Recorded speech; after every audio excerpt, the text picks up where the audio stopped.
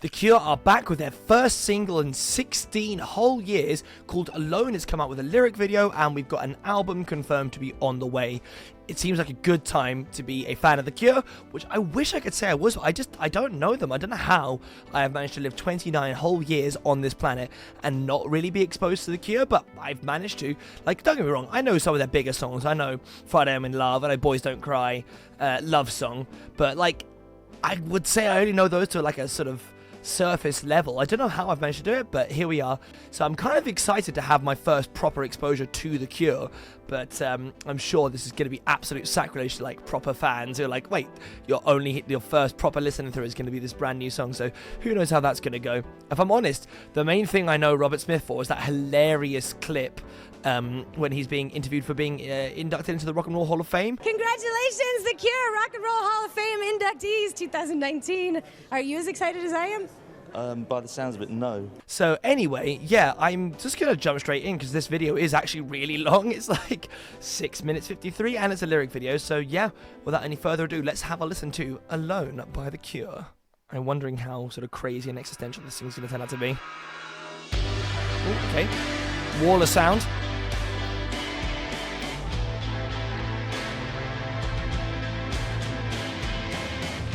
I'm very confused at what I'm looking at the moment.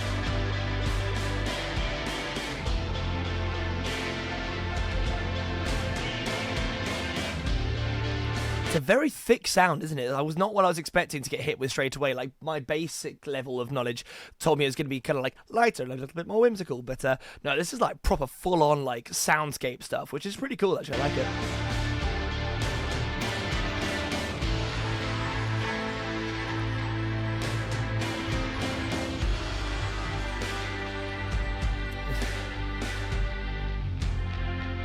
Ooh, that was a really nice bass tone. Is that vroom? You know, that proper got me there. I like that.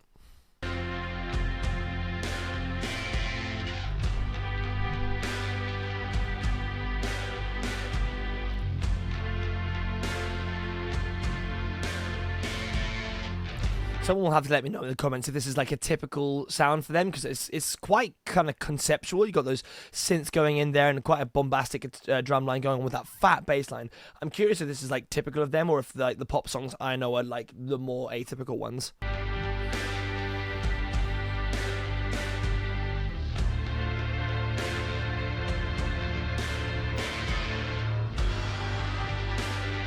It almost sounds like film music or something.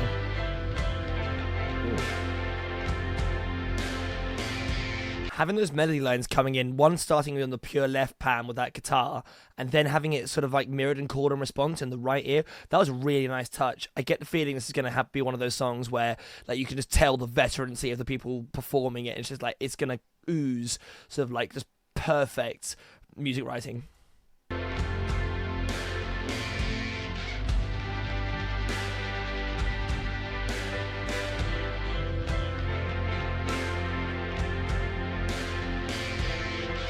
It does sort of look like a gigantic rotating sugar crystal or something like that.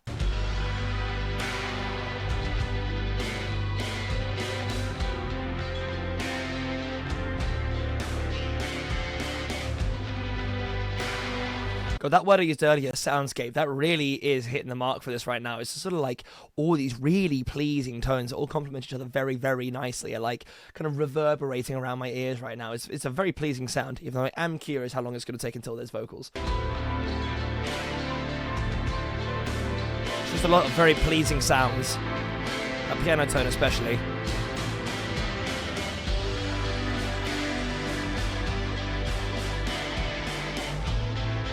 This has really got like opening track of an album vibes to it. I don't know if it will end up being the first track, but the way this is like building up, I mean, it's taken 2.5 minutes. There are whole songs way shorter than this, or shorter than this already. But like the way that they've taken the time to really build up those layers it's really working for me.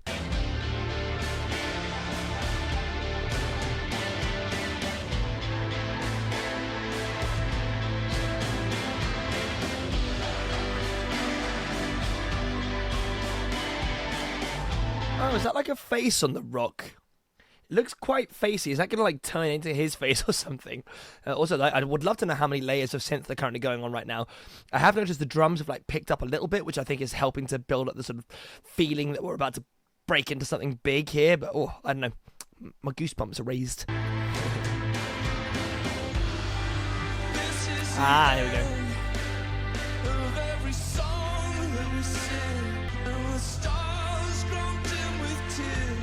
Interesting that actually when the vocals came in, it didn't change the backing really at all, but he still managed to sing over the top of that with a fairly understated tone of voice, but it really does cut through. I mean, I'm sure it's a combination of him just being a fantastic singer and the production being really good, but no, I like the way this is more understated than I expected it to be. I was waiting for like a big explosion, which might still come, but not yet.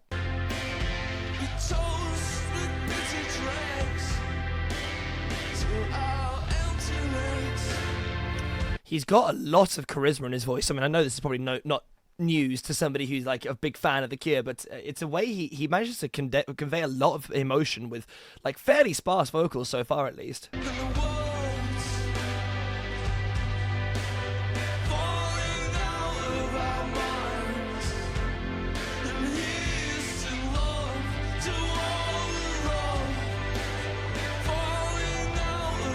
It's amazing how much impact those vocals, those backing lines have had on that vocal line. It's gone from being quite understated, and I know he's now ramping up his delivery a little bit, but it's really brought some more energy to this song. It's impressive.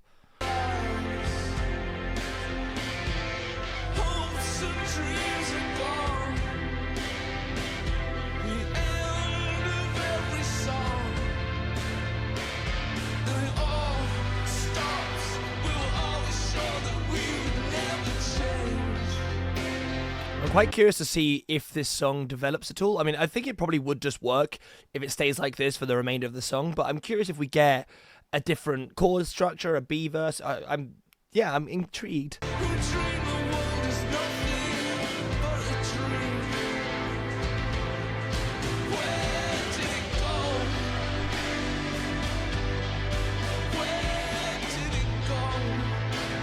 It like strikes this really interesting balance of being simultaneously quite elating whilst also having this really melancholy overthrow. I mean, the lyrics they seem quite nostalgic and quite melancholy, but it's interesting how this sort of like, I think it's the synths and there's a couple of major chords in there that are really still building up into this like more relating feeling than I was expecting. It's interesting. It's a very weird middle ground, kind of purgatory type feel for a kind of emotion.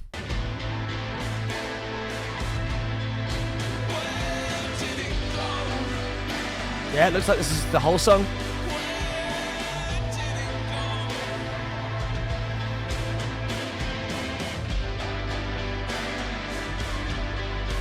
They're like, the rock kind of looking like a face is like really throwing me off. I know it's on purpose, but it's like every other rotation, I'm like, it's like a spectral person in the background. But again, it kind of suits it. It's just interesting. It's not the first lyric video I've seen recently with like slowly rotating 3D modeled items and stuff. And the Pixies have done a few of those recently as well. It's quite an interesting new trend, maybe.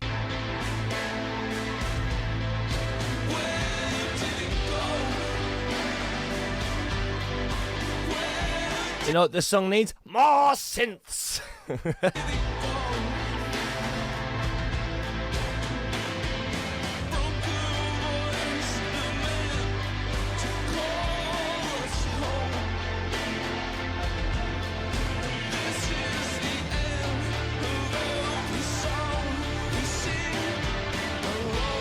Oh.